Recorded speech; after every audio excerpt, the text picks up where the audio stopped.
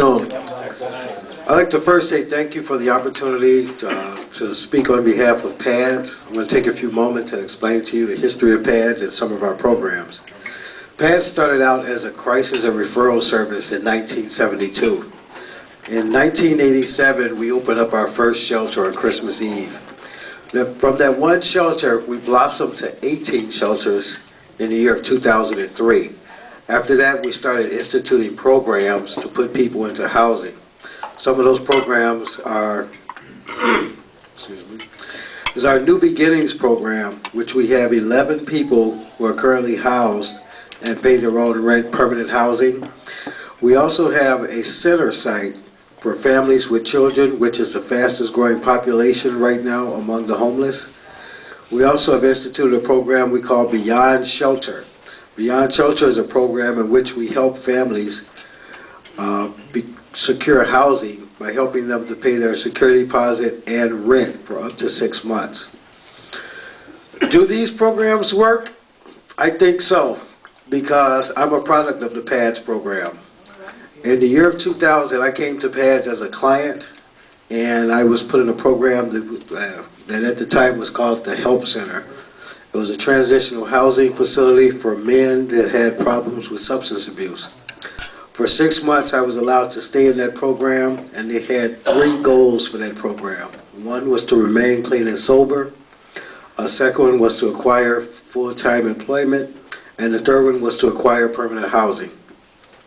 After I graduated from that program, I hung around the program so much that they offered me a job.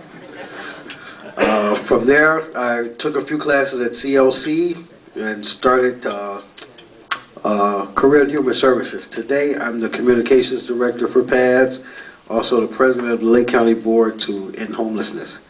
And here's David Nyman, who's going to explain a little bit more about PADS.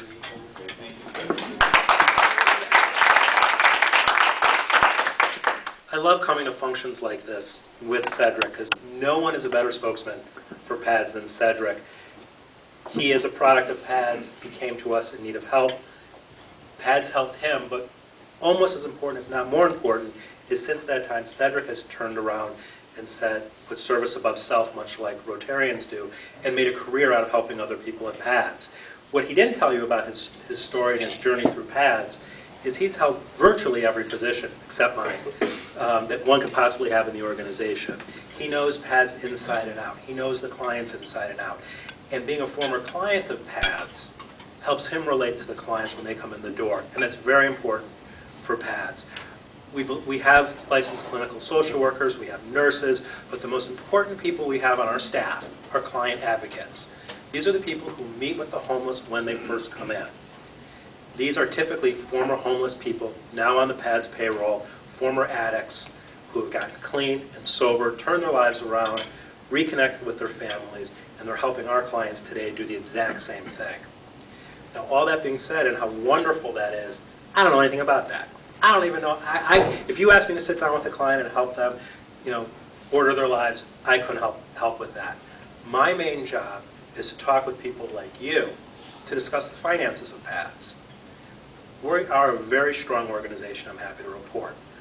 We have an annual budget of about $1.6 million, and through the grace of everyone in Lake County, we have about 2,500 volunteers come through our doors every year. Now, all that is wonderful. We still struggle to meet payroll most times of the year. As monies come in, monies go out. That's the way it is with all not-for-profits. Our programs keep growing and growing because the needs keep growing and growing. It was first brought to my attention that the housing crunch would have an effect on our services and therefore our financial cash flow situation. About 3-4 months ago, people started talking about it, saying, PADS better gird themselves, and we did. We had no idea. We have about 30 people right now in our programs that have been forced out of their homes because of the foreclosure crisis. Now, I need to be clear, these are not people who were living in homes and lost their homes because they had mortgages they couldn't afford. These were renters, some of whom got squeezed out because the rents went up, because the mortgages went up on the owners, or the owners got foreclosed upon and the renters got kicked out. These were the marginalized people living on the margins to begin with. We are in desperate need of help at PADS, both financial and service-wise, because the two in our eyes are equal to the same. We have fundraisers that reach all across Lake County and into northern Cook County. We have a walkathon coming up on May 18th at Fort Sheridan. We have lots and lots of corporate sponsors, and I know the Rotary in Waukegan is helping us out by auctioning off a car. So if anyone wants to join their little auction, you can come to our website and click through to their Rotary website. And I'm very fortunate that when I go out and I speak to groups like you or I talk with foundations, I have a very intelligent, diverse board of directors backing me up.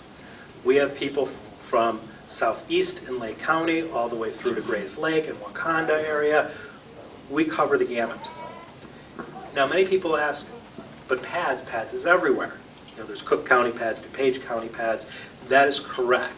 And if any of you support those PADS, please continue to do so. But PADS are not connected. PADS is a concept, and it's done with the help of houses of worship, and in our case, one park district, where literally every night people sign up on a sheet, get in line, get on a bus, and go to a church and sleep in the church basement. If any of you have seen the movie Pursuit of Happiness, anyone see that with Will Smith?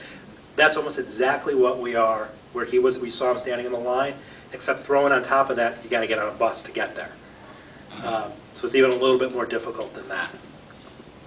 So I encourage all of you, when you're thinking about which organization you want to support, how you want to support, be it financial or volunteer hours, to please think of us, because we do have unique opportunities for all sorts of volunteerism. Cedric alluded to our Center for Families and Children.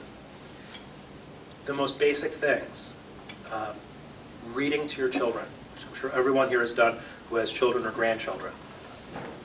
We need people to step in for the parents to read to the children at all ages, and not just for the children's sake, but for the parents to be there to learn the simple task of how do I read to my child. And something that comes naturally to most of us, our clients actually need to be formally taught how to read to their children. We need all the standard help of cooking and cleaning and painting. Painting never stops for some reason. It's like the Army. If it moves, you salute it. If not, you paint it. And that's pretty much the way things go at PADS. And we've been blessed with a lot of churches and synagogues that come out and help us with things like that. But then there's the real nitty-gritty. Our board president, Bob Rouchet, likes to say, you're in the trenches when you're with PADS. Because there's nothing more in the trenches of helping other people than staffing a church at 1 o'clock in the morning. Men on one side, women on the other side. They're not really causing that many problems. There's very few problems because they're tired. But making sure that the homeless have a safe, clean, secure place to sleep. Because they're there by 7 at night or earlier, and they're out by 6:30. That's a long day. And they're on the streets for those days. Now, we're helping them to find jobs, to get clean, to go to all their doctor's appointments, but they've got the full day. And until recently, that's what all of our children had to do also. Because our family center first went 24-hour operation a little less than a year ago.